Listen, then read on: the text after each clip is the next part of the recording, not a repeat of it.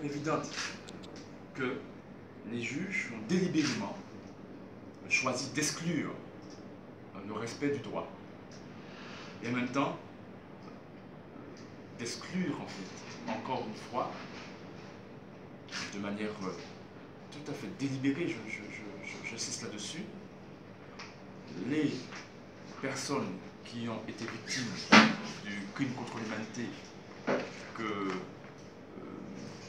qui est l'objet de la loi du 21 mai 2001, des personnes qui ont été victimes directement et de leurs ayants droit de l'humanité. Et là, nous sommes devant des juges qui ont choisi de faire de la politique, de ne plus faire du droit. Et pour une raison assez simple en fait, c'est qu'ils considèrent que l'émergence des Noirs dans l'espace institutionnel comme étant des êtres humains, des personnes humaines, remettrait fondamentalement en cause leurs intérêts les plus importants à leurs yeux. Et vous comprenez bien que ces intérêts passent par la domination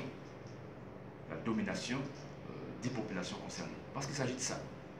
Et donc, ça nous rappelle ce que l'avocat de l'État avait dit à l'occasion de la plaidoirie, sa plaidoirie dans le cadre en fait de cette affaire,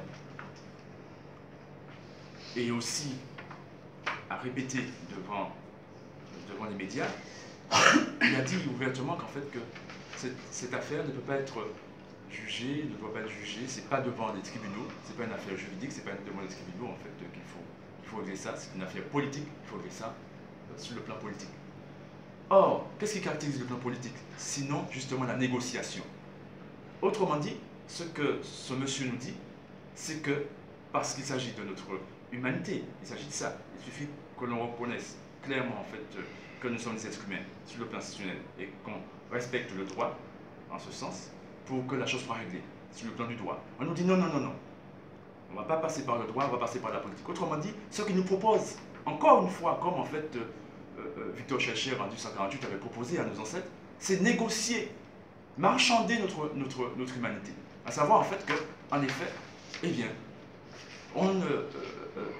ce qu'ils sous-entendent, parce qu'il s'agit de politique, de négociation, eh bien,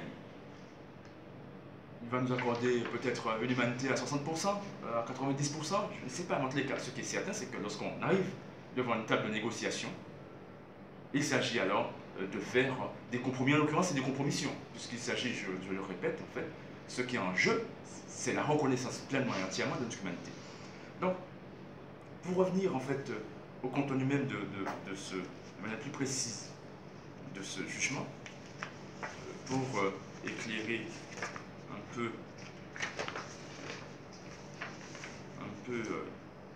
ceux qui n'ont pas lu ce jugement, je lis par exemple.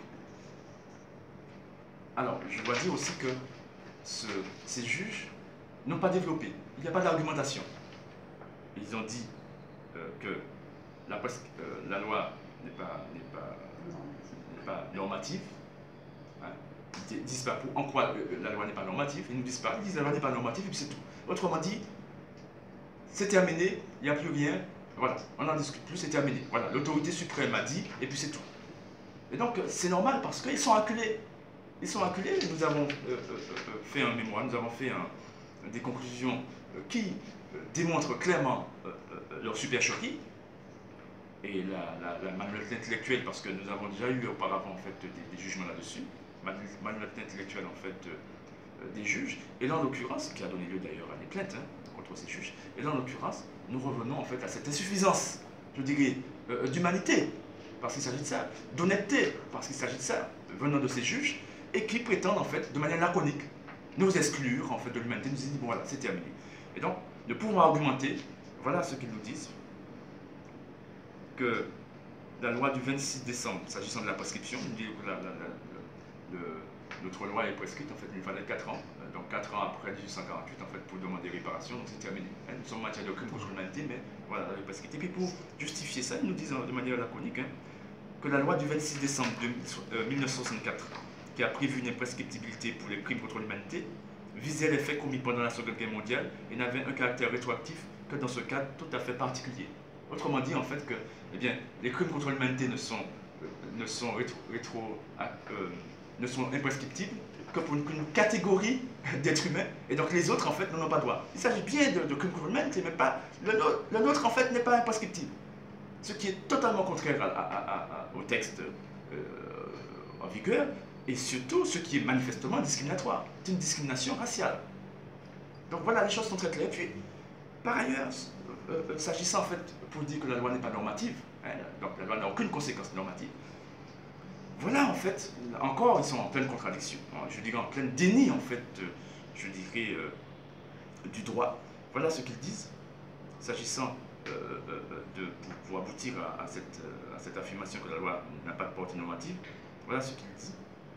Ils disent qu'elle vise à encourager et à favoriser l'action, donc en parlant de cette loi du 21 mai 2001, qu'elle vise à encourager et à favoriser l'action de coopération qui permettra de mettre en articulation les archives ainsi que les connaissances archéologiques dans tous les territoires ayant connu l'esclavage, qu'elle a encore pour but de déterminer une date commune de commémoration de l'abolition de la traite négrière et de l'esclavage.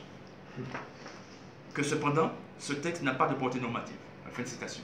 Vous voyez la contradiction, elle n'a pas de portée normative, mais pourtant elle vise à faire ci, elle fait ça, chose qu'elle a faite cette loi. Donc si elle n'avait pas de portée normative, elle n'aurait pas pu dire. Vous voyez, il y a des contradictions évidentes. Donc on voit bien que cependant ce texte n'a pas de portée normative.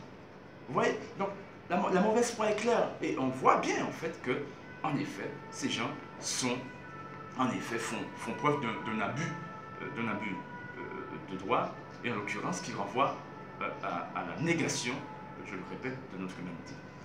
Je voudrais dire, j'en terminerai là, que rappeler que cette loi dite prétendument pas normative a modifié des lois, a modifié des décrets, a donné lieu à des décrets d'application et à des circulaires, et en effet, je dirais, il est aisé d'aller constater la normativité de cette loi à travers en fait les différents textes dont elle a donné lieu, hein, qui en sont les conséquences. Donc, vous comprenez bien que sur un plan strictement du droit, que les parties civiles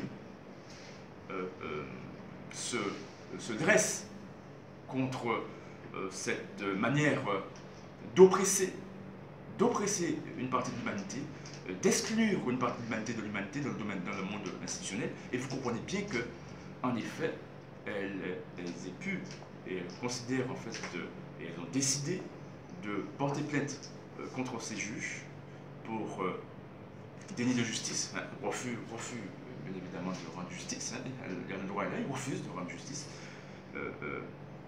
pour discrimination raciale. Vous avez constaté qu'il y a une discrimination en fait, hein, voilà, deux poids, deux mesures en fait. Pour les êtres humains, les vrais, hein, ben, ils ont droit à réparation.